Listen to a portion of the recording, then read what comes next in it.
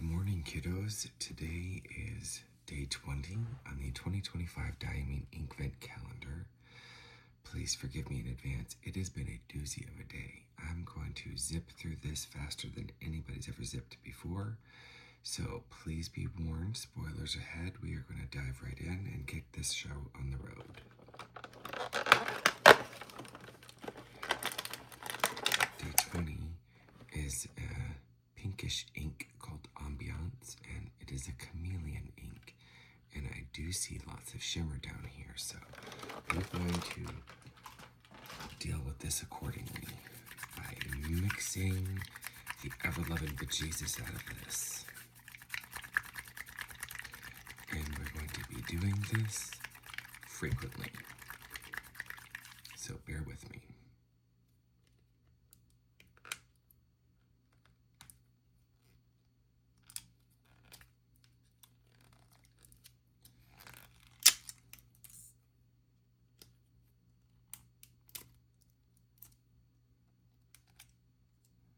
This one's a doozy to get open.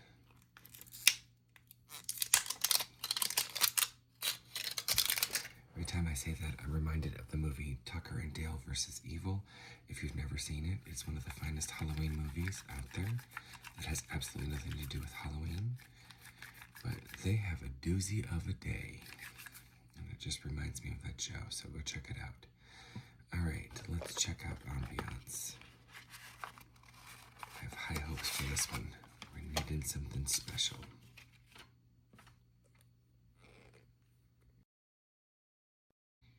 Having learned my lesson on the previous chameleon ink, I'm going to agitate the snot out of it and drop some more down, because I want to make sure I get all that shimmer in here. Otherwise, what's the point? And we'll draw it down with a little bit of water. See what this ink can do.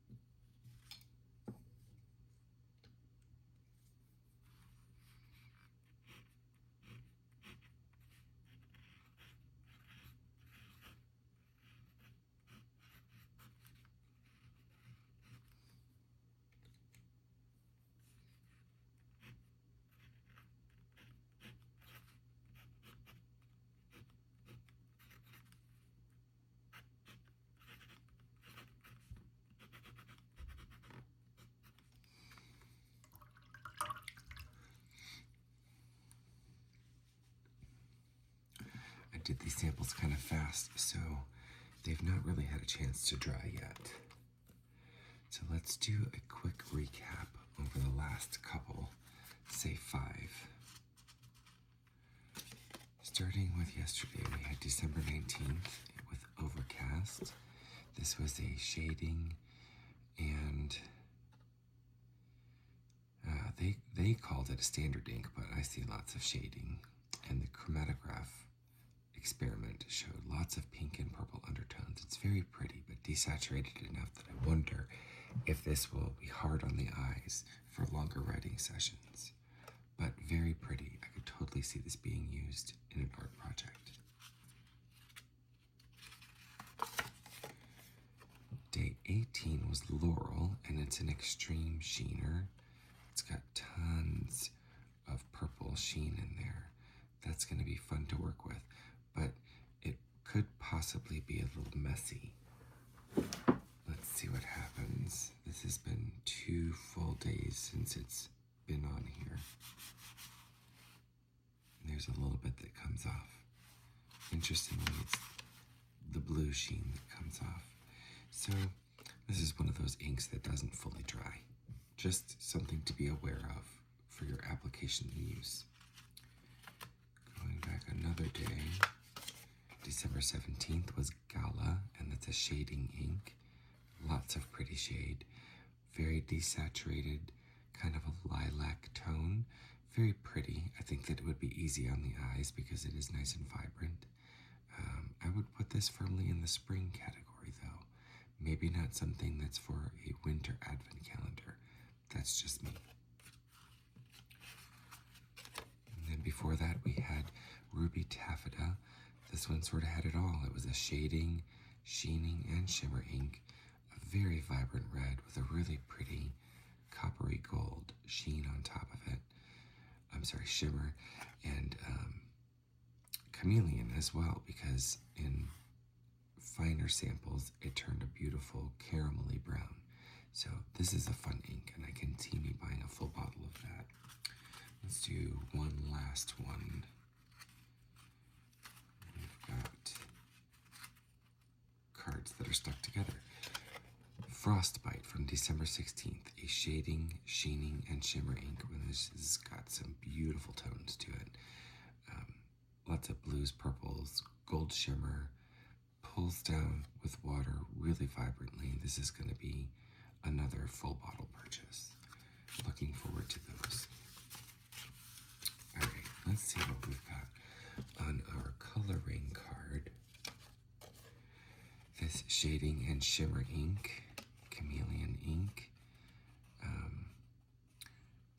The chameleon aspect, I believe, is because the shimmer in here is coming up a pink. So on top of this peachy ambery tone, it does shift color. It's quite nice, and the shading's beautiful too. On the Midori cream paper, you can really see that shading happening, both in the large swatch and the Hokoro dip nib samples. In the fine-tipped glass nib pen, it's a little bit more subdued, but still quite pretty. I could see this being in a heavy rotation for me because I love orange inks. And no bleed through. There's some heavy shadowing in the darker parts, but I'm okay with that. I just don't like bleed through. And while we're talking about that, on the Col-O-Ring, the only bleed through was where I crossed over onto the ink pad that I used for this stamp, and that is what bled through, not the actual fountain pen. Finally, we come to the 2025 Bad Batch of Tomoe River paper. You can really see the sheen and the chameleon aspects here. And, oh yeah, full bleed through, all the way through. So, something to be aware of in Hobonichi papers. I know that I've said this in previous reviews, but you can check out a former video where I posted a comparison between the new 2026 Hobonichi paper with the Wonderland 222 as yet unspecified brand of new paper. They both held up admirably, so I have full confidence that anybody who's going forward with Hobonichi is going to have a good experience for the most part. I ended up switching to the Wonderland 222 because by the time I had to make my choice, that Hobonichi sample paper was not available yet, so I was flying blind and just felt more comfortable based on my experience with 2025 and making the switch. But I feel like either route you go, you're going to be satisfied this year for the most part. Take that for what you will. I hope you enjoyed this video. If this was informative at any level, please give me a like and some love within some comments. I would really appreciate the engagement. As always, take care of yourself and take care of each other.